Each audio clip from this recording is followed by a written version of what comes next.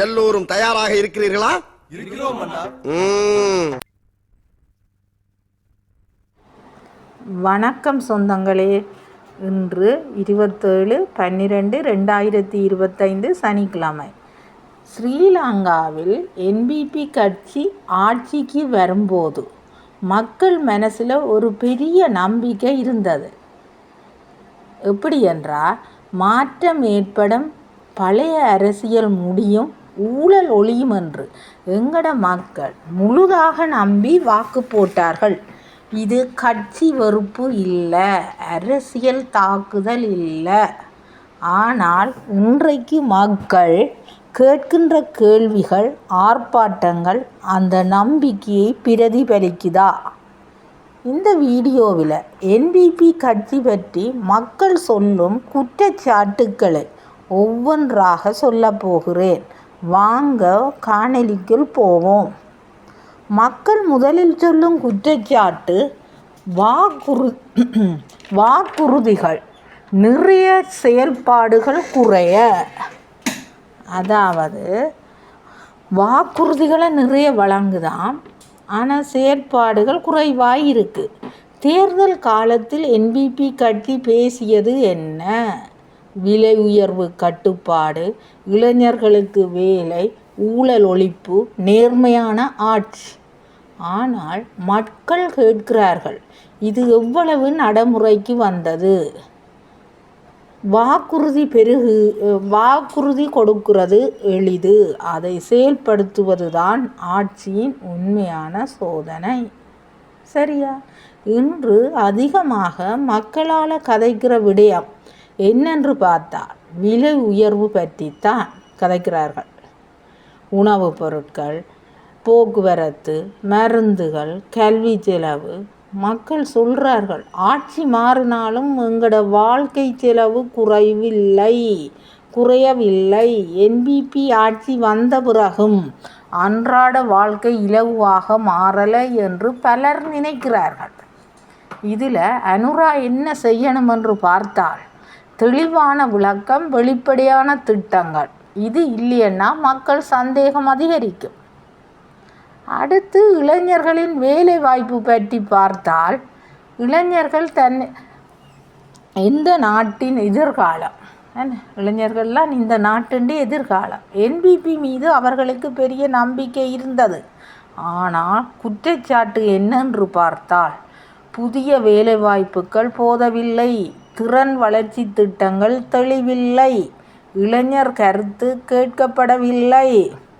மக்கள் சொல்லினம் பேச்சு அதிகம், வாய்ப்பு குறைவு.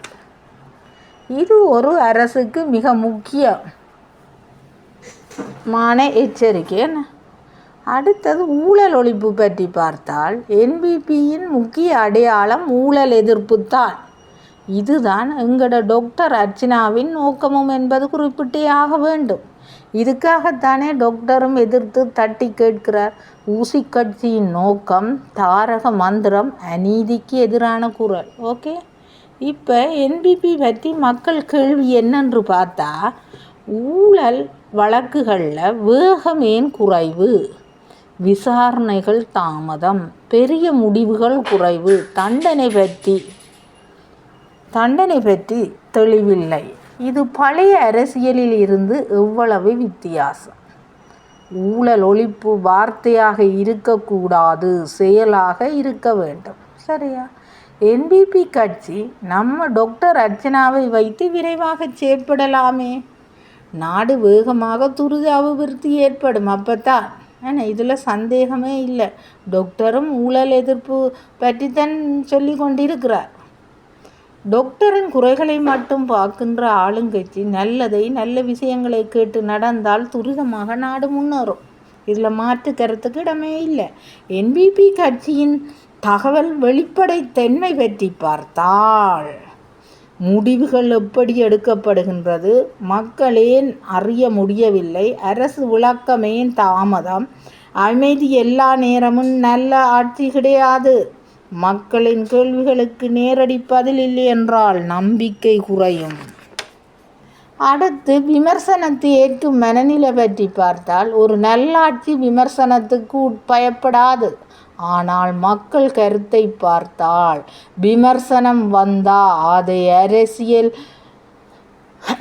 அரசியல் தாக்குதலாக பார்க்கிறார்கள். கேள்வி கேட்பது அரசு விரோதம் இல்லையா? இல்லை, அது ஜனநாயக உரிமை.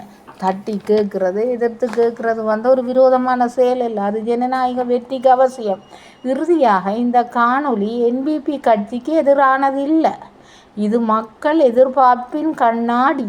ஆட்சி என்பது வெற்றி விழா இல்லை, அது தொடர்ச்சியான பொறுப்பு. என்பிபி கட்சி இந்த குற்றச்சாட்டுக்களை கேட்டு திருத்தம் செய்தால் உண்மையான மாற்றம் நிகழும். மக்கள் எதிரி இல்லை, மக்கள்தான் காட்சியின் அடித்தளம். இதுதான் விதியின் அரசியல் பார்வை.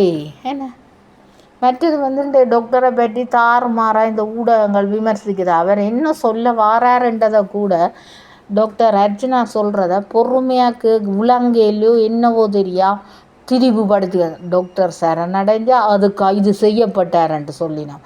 டாக்டர் ஏதோ பெண்களுக்கு எதிராக கதைக்கிறாருன்னு எங்கே டாக்டர் கதைச்சவன்? டாக்டர் நல்ல நிதானமாக இந்த முறை டிசிசி இது மீட்டிங்கை பார்த்தா டாக்டர் நல்ல பண்பாக கதையும் கொண்டு தான் சொல்லி கொண்டு டாக்டர் அமைதியாக தான் இருந்தவர். எந்த ஒரு இது வர கதைச்ச வார்த்தை கூட டாக்டர் கதைக்கல. கதையும் நல்ல கதைங்கோ கெட்ட வார்த்தை வேண்டாமட்டு சொல்லி கொண்டு தான் இருந்தவரை ஒழிய இந்த முறை இவ்வளவோ மாற்றம். டாக்டர் பேசாமல் தான் இருக்கிற. நீங்கள் எல்லாம் சீண்டி பார்க்குறீர்கள் டாக்டர் அர்ச்சனாவை. சரியா?